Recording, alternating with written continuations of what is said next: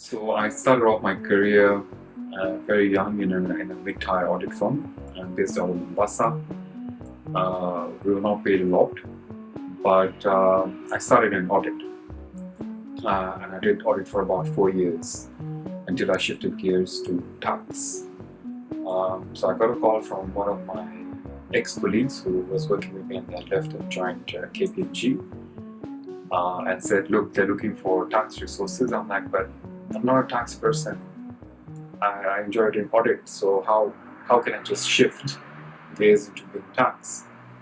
So a bit of mentorship and a bit more research on what tax is all about. It's not just your tax forms; it's very dynamic, and especially in the last couple of years, you can see taxes on everyone's lips and everyone's minds. So I think for me, I gave it a shot. To be very honest, I did not expect it. And I must say, KPMG at that point in time never recruited people without qualifications or degrees. I was waiting for my qualification, my result, and I was waiting for my degree as well. But as luck would have it, they made an exception uh, for me. Then tax partners made an exception, and I was hired. And I actually took a demotion. So I was a senior auditor, but I came in as a tax assistant. And to be very honest, when I joined KPMG, I was like, you know what, maybe another 2, 3 years, maximum 4, and I look for the next big thing. But I've now been here for 13 years at KPMG, and so I did start as an associate and then worked my way up. But I guess it's all about innovation. So I pride myself on that as well, thinking outside the box. But it's important that whoever you work for or work with uh, enables that environment of you, allowing you to be innovative, allowing you to think outside the norm. Most people see audit firms as very restrictive. While we are restrictive is for audit work, I think innovation is something KPMG really thrives on. How do you do things differently? And that's what I was allowed to do. And just going through the ranks, never double promoted even single time, I must say it. I did each and every level, and I think that sort of gave me insights on growth. I think it's really important when you do a level for the hierarchy. It's okay to be double promoted and accelerate your career if that's who you are, but I think for me, give me an opportunity just to understand what's required, and you grow as a person, you grow in terms of your maturity.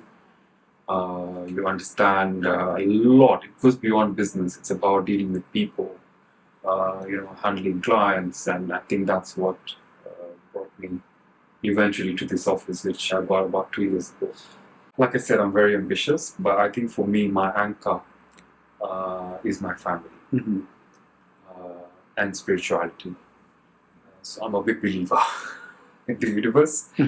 And I can't say it's been an easy journey. I can't say there were not instances where I felt that, this is it, I can't do this anymore and I need an out.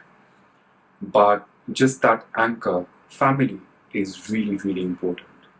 My parents have played a crucial role in where I am today, and now my wife and I have 2 young ones. Always ask, okay, I'm here today, but I'm not sure this is where I want to be. Maybe I need to look for something else, or maybe I just need to exit. And this happened a lot during this 12, 13 years of my career. It's never an easy ride. It's never smooth, and that's the thing that I said people see that, oh, you joined as an associate, 12 years later you're a partner. That's great.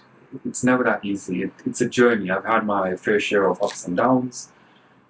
So family is what really anchors me.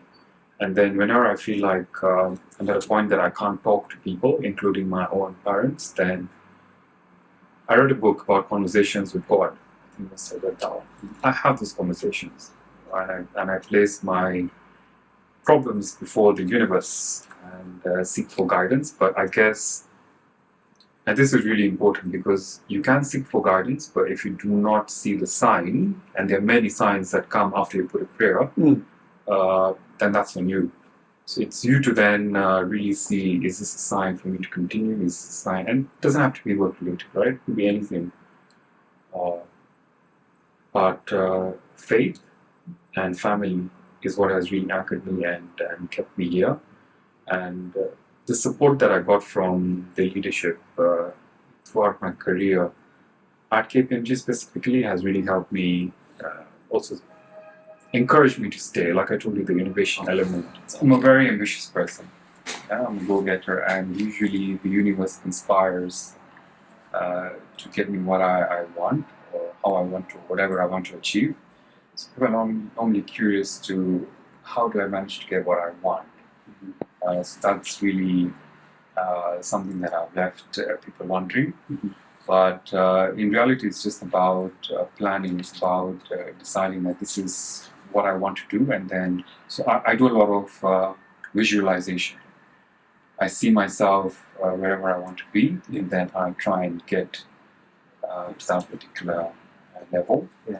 And obviously, there's a lot that you need to do in terms of the steps that I take. So it's a lot of hard work to eventually get what you want. It's not about praying to a certain God or anything. It's just really about planning. It's about understanding what your obstacles are. So I guess people are normally wondering, how do I get what I want? I make it seem very effortless, but the reality is it's a lot of hard work that goes into that. So I visualize, and I'm going to give you an example of the summits that we do as KPMG. Or even if I decide that I want to maybe hike Mount Kilimanjaro, and I did hike Kilimanjaro in 2012. And I made it to the summit. But so I come from the coast, born and brought up in Mombasa, and acclimatizing to such heights of Kilimanjaro without adequate training is by no means a small feat. So when we decided as a group of friends that we're going to hike Kilimanjaro, some of my friends are based in Nairobi, so they're pretty used to the altitude and whatnot. But coming from Mombasa, I can tell you we were about 4 of us, and out of the 4, I was the only one who made it to the summit. And guys are like wondering, how did you do this? We didn't train, we didn't do anything. I'm like, who said I didn't train? So I think the process is about visualization. This is where I want to be, and then how do I get there? So I knew I needed to train. I needed to sort of make some trips to high altitude places, which I did. So a lot of investments go in at the time.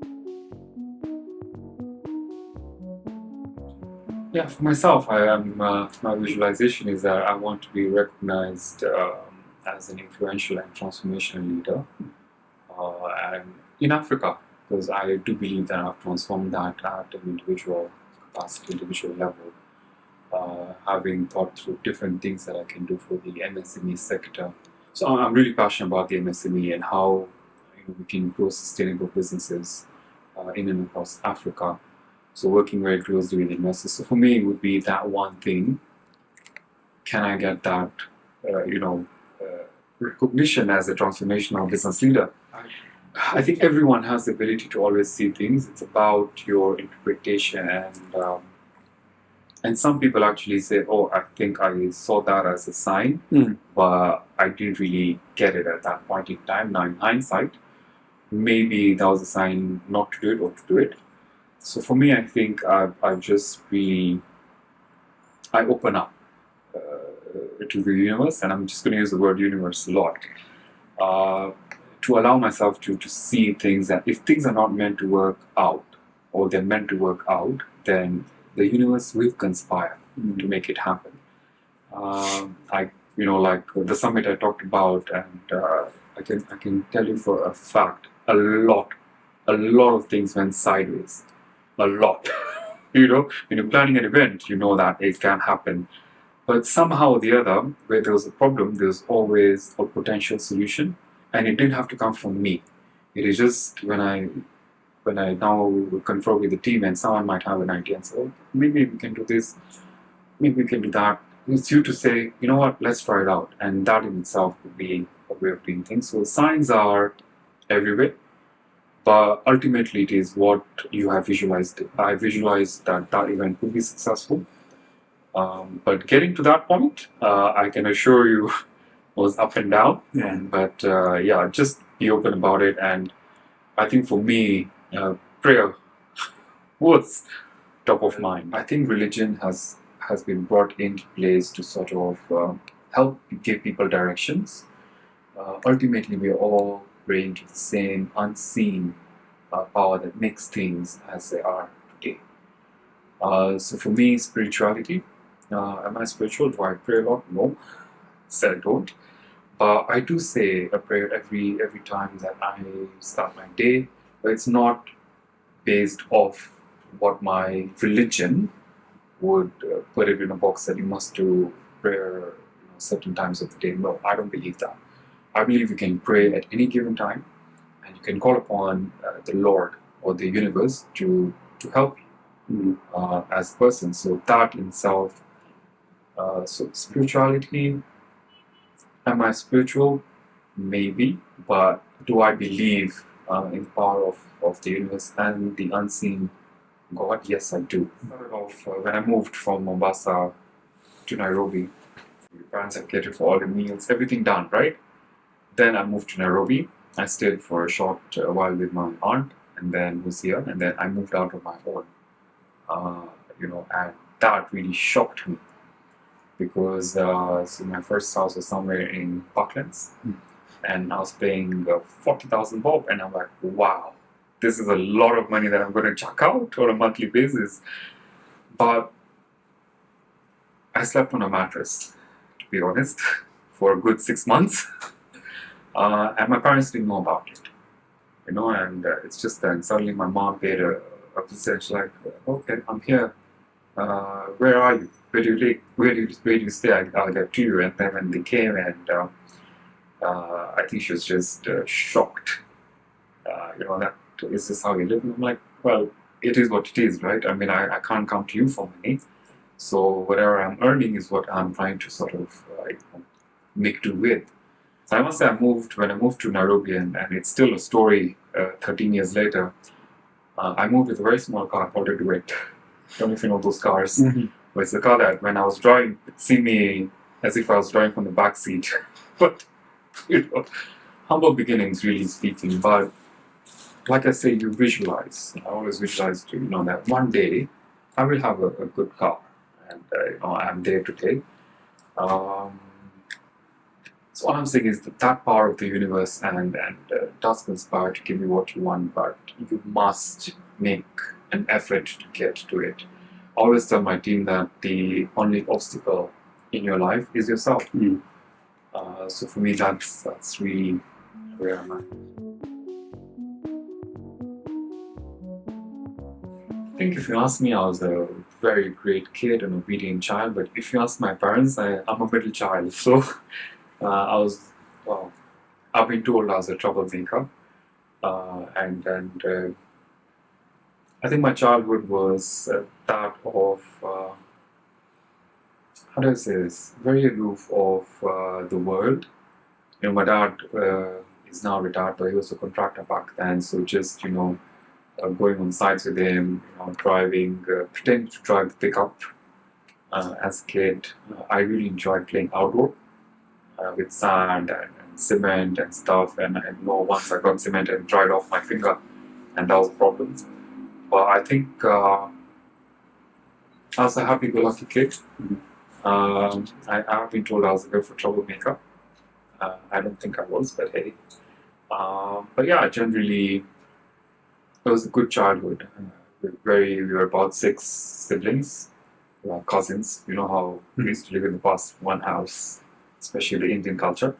One big house, multiple, my dad and his brothers in one house. It's a 7-bedroom house, so it's a big one. So we were 6 cousins, and my siblings only have an older sister and a younger brother, but then 3 other cousins, so we were 6. So there was enough fun to go around. So I think my childhood was really good. A lot of lessons learned. When you live in that communal sort of, when you have your, a big family together, she never even realized, where we were. I mean, we were sometimes with the uncles or the aunts or my grandmother at that time, and time would just pass. I think now it's just my wife, myself, and I'm working. My wife has her own little tiny business, but she's largely a housewife as well. But she's mostly with the children. And then when I get home, then when the kids see me when I come back from work and they're back from school, it's like it's now me. It's dad and us, so I have to spend time with them. I must say, and I always tell my wife, if our daughter had come before the son, I think I would have stopped at number one. But so my mom tells me, see, this second child syndrome, you need to have a third. I'm like, I think I'm done at number two. Can't go beyond this. So it's really hard, to be honest, managing just now between my wife and myself and the two children. And I think kids these days are born with some sort of a chip. They're much more advanced. My son at 6 has memorized my password on my phone, so he can just unlock it and go straight to YouTube Kids. So if you're not careful, there are many things that these kids can do, but it's tough. But I'm sure in the future I might reap the results of this work.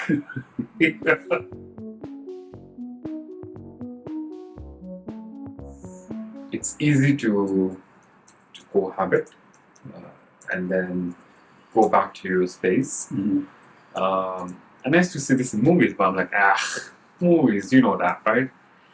But indeed, I think just understanding the person, I'm still learning her, she's still learning me, and I think the worst thing is people keep evolving, right? Like, that's so unfair, but people keep evolving. When we got married, I can tell you, she was very polite, she was passive aggressive, when she wanted something. Oh, I need to tell you that, so I moved from Parklands when I got married, and I moved to Ruaka. That's where I stayed. Just before I got married, and she was like, Ruaka? Her parents are in, her mom passed on, but her dad lives in Nairobi West. She's like, at that time, she's like, I have to move from Ruaka all the way to Nairobi West. It's quite a distance. I'm like, no, hey, this house is great. New build, really affordable on rent. But somehow or the other, she managed to get me to now Raptor Road. So that's where we have been. But now I think it's no longer a conversation. It's like, hey, I think we need to do this, and that's what we need to do. So people keep evolving. Or I guess understanding her and her understanding me. She now knows. When I used to come home, she never knew that about me, and yet we've been talking, we've been meeting. I come home after work and I don't want to talk to you. I need to first eat. So you need to feed me first, and then we can have a conversation. So right now, the first couple of months, she's like, what's wrong with this guy? So eventually, she asked me, she's like, you always sound very grumpy. Is everything okay at work? I'm like, I need to eat first, right? I mean, don't start having a conversation with me before. And that can only happen once you cohabit for a longer time. You live together. Simple things, like doing the bed or whatever it is. I was not one of doing my bed, but I do it now. So it's I do the bed on some days, and she does on others. But it's now learning and working together. So it's a lot of stuff that you need to give up. So that thing that they talked about, what's the term I'm looking for? Compromising, right? It's not a bad thing.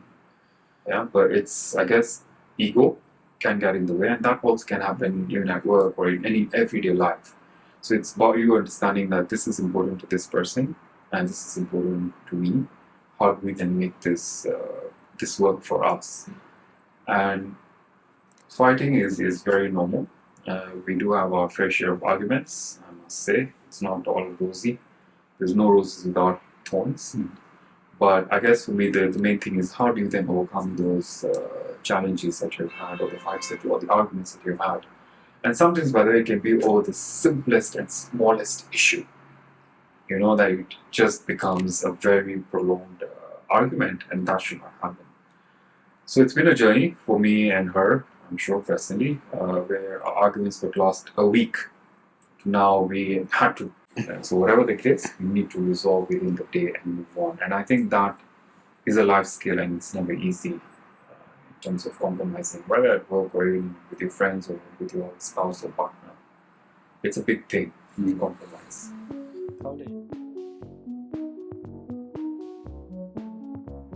That's a very tough question. Maybe I saw myself as far ahead where we came from and where we are today.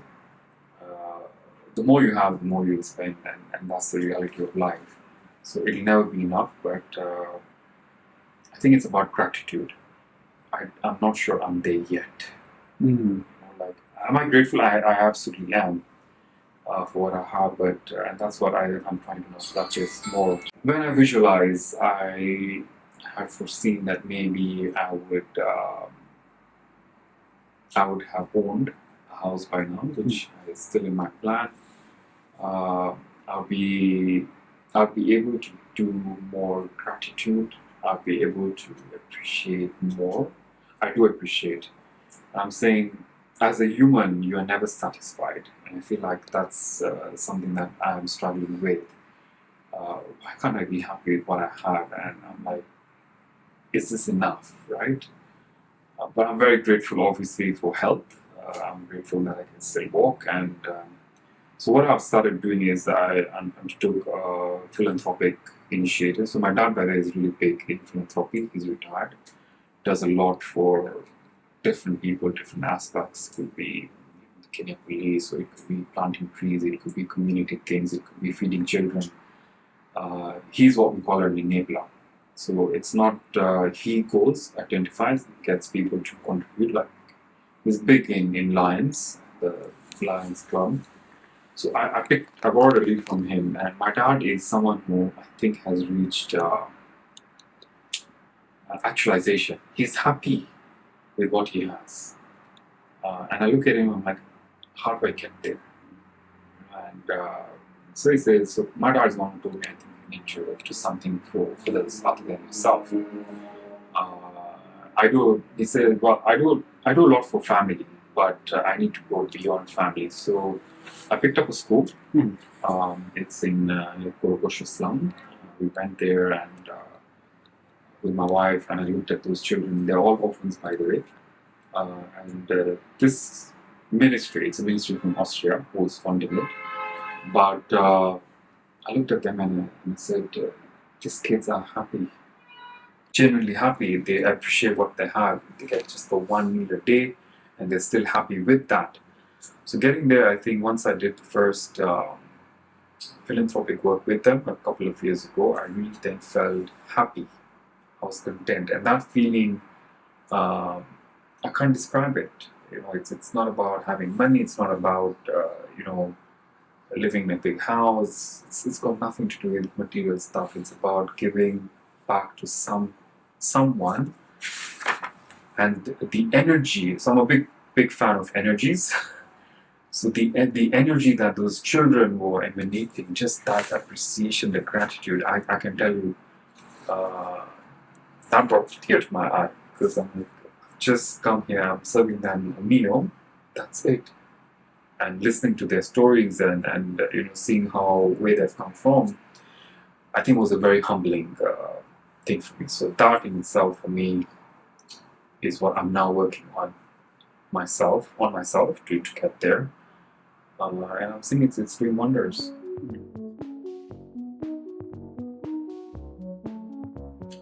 I would say my mother. But I think your wife will like that. Yeah, she wouldn't. But I think it's all about family. So now my children, my son brings me, my daughter brings me so much joy, my wife does as well. So losing family is, I think, my greatest fear. Because that's what has really anchored me. And over and above that is losing faith. So your mother, family, faith, in that order. Well, mom is family, so I would say family and faith. So losing family can break a person.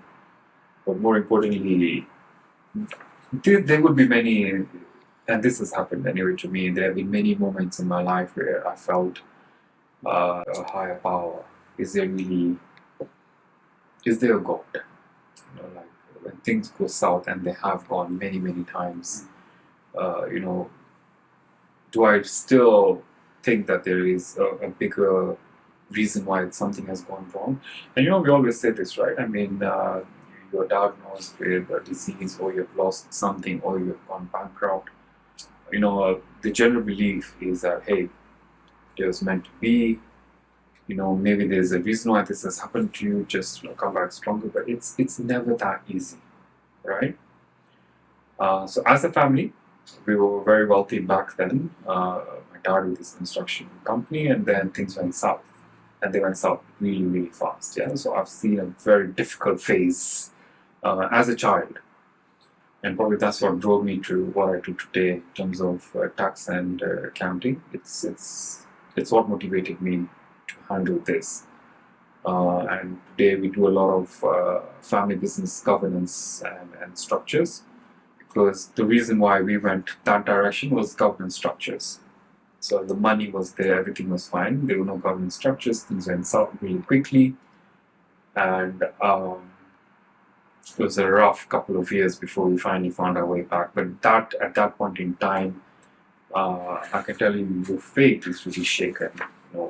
And that's the point in time where even people that you think are friends, or even people that you think are extended family, would not want to have anything to do with you, because they know that you'll be coming to ask for financial help. They always say, the true value of a person is known in the eye of, or in the storm, not in the eye of the storm. When a captain can steer a ship in a storm, is when you really know the skills of that particular individual. That's what really happened in terms of my mother is really strong in her faith, and that's, I think, something that she's engraved in us, that whatever happens, you must stay strong in your faith, and it will work out. But it will not just work out with you sitting on the couch and weeping about it. You must do things differently. I think that's where we go wrong, and that's what I've come to understand, is that you can't just go to church or to the temple or to the mosque and pray day in, day out for a miracle, but you're not doing anything on your own. So an effort has to be made. So I think for me, it's family, which is the anchor, and then faith. If you lose any of those two, I think everything else is secondary. I always believe that I don't run after money, I don't run after wealth. I should attract it with what I'm doing in my day to day. And indeed, it is where I am today. I never run after money. I do visualize about it, and I do what I do best. Which gone down different roads, and I think for me, it's okay to do different things. It's just that you do them for the experience, and not that it should become a habit. So, gone down different roads in terms of intoxications, perhaps, and I came back from that. I rather try and fail and pick a lesson rather than not do it at all, and keep it to myself. And there's a story that our former boss used to talk about: a monkey see and monkey do. Always remember that. So if you think about something, you better implement it. Otherwise, another group of monkeys on the opposite end of the stream would have the same idea, because that's why I'm a big believer of the universe. And I always say that, look, you visualize it, and once you have visualized it, and it's already out there in the universe. If you don't action it, someone else will. So I do a lot of walks. It's not extravagance, but I enjoy walking, I enjoy hiking, so I normally go to Karura. Something now my kids enjoy doing. We try and go at least once, twice a month. I can't do it every week. But twice a month, I'll take them to Karura very early in the morning for a walk, and I think that walking helps build even resilience. My daughter is 3, my son is 6. I'm doing the walking with him since he was an infant, and continued the tradition with the girl. And yeah, I think it's what is how I now de-stress. And yeah, people that know me will know I don't keep anything here, and also let it out. So if I'm not happy with you, I'll just tell you in your face rather than just keep it here, which I think most people would not want to offend people.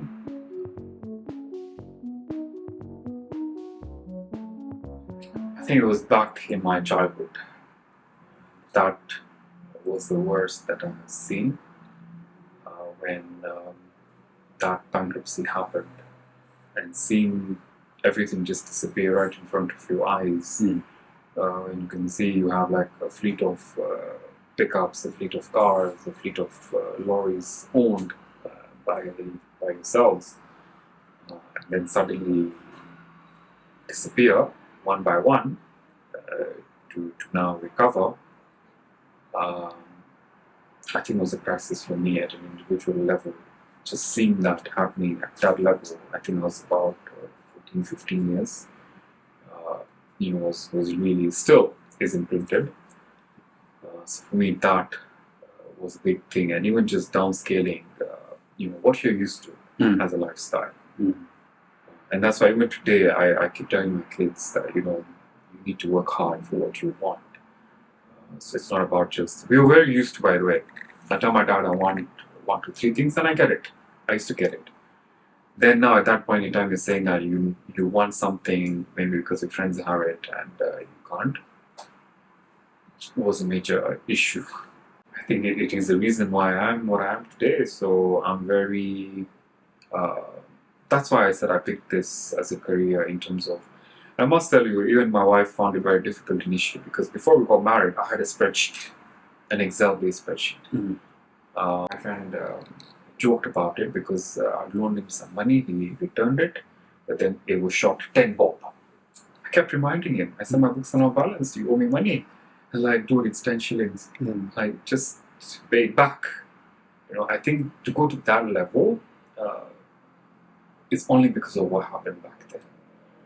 So getting into this, and my wife also found it very hard, every time she spends our money, it's our money. My money is our money. Get the drift. But whenever she spends, I used to tell her, you need to give me the receipt. I need to see, so we put it in our budget, and that was a great way of doing things. But I can tell you today, I have evolved.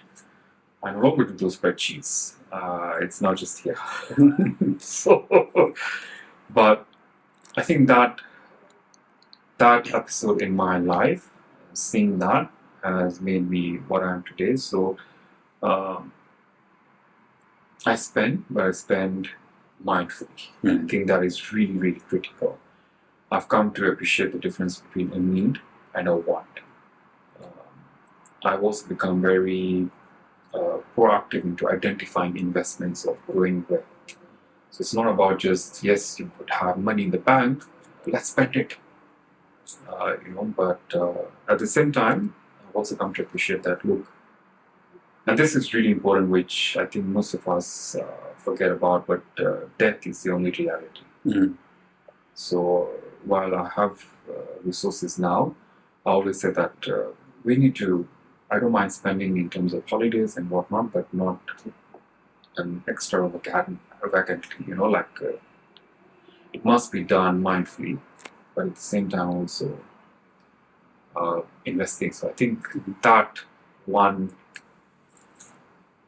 can't say prices, but let me say lesson in life has what has shaped me and my thinking today.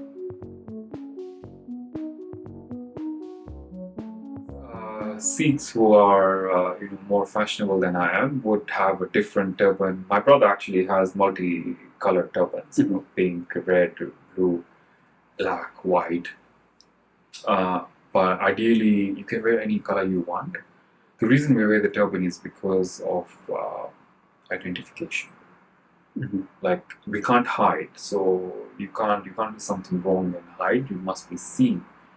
That's the primary reason why we wear the turban, and obviously we don't cut our hair. It goes back to a similar story for Samson and Delilah. The strength of an individual is in the hair. That's what we believe. Like, this is your true self. But ideally, and you will see a lot of the aged Sikhs would wear white. White signifies spirituality, signifies purity. That's the reason we wear white. I wear black because I guess more tuned to it, and the black goes with anything, any color, anything that you want to wear. But If you go a bit more deeper, culturally, mostly you'd see during weddings you would wear red or pink turbans. It's just the occasion. Especially the families that are getting married, the bride and the groom's family would wear red or pink. My dad and most Sikhs would wear starched turbans. They're more like hats. Mm-hmm. I tie mine every day in the morning, as a practice. So it's not something I just remove and put back Yeah. on. I would have, the fold is done, but I would then tie it around every day in the morning. It's just a piece of cloth, end to end, like a 5 meter piece of cloth. It's just a cloth, and then you just fold it into, it looks like this thick, and then you just now wrap it around. So to speak, I've actually literally let my hair down once upon a time. One of those retreats. And then I was dubbed Jesus because we were by the sea and I was in the ocean and the hair was down, and hey, I could.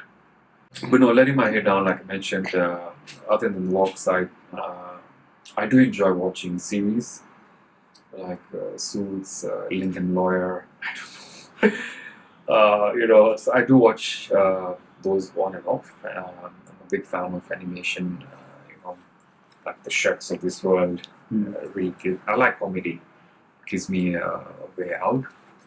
And before I got married, I used to tell my wife, I need a day to sleep. So for one day a month, on a Sunday, we're not doing anything, and don't bother me. Yes. Leave me in bed. I'll wake up to eat, and I'm going right back to bed. And she couldn't understand that. And we practiced that. She allowed me to do it, and she sort of got into the practice. Well, when we had kids, I can't remember the last time I slept, man. But usually, I think for me, just watching series, and I used to gym a lot before I got married as well. And she kept saying that, don't blame me that you stopped gymming. So, man, where's the time? But so that's how I sort of let my hair down, and I now picked up golf. Can't say I'm very aligned with it. I'm still learning, but it's not as easy as it looks. It's not something that you just think that the ball is so tiny, and then you're like, this thing should be like, I can hit it. I've had a lot of air shots, I must say. So it's a skill that patient.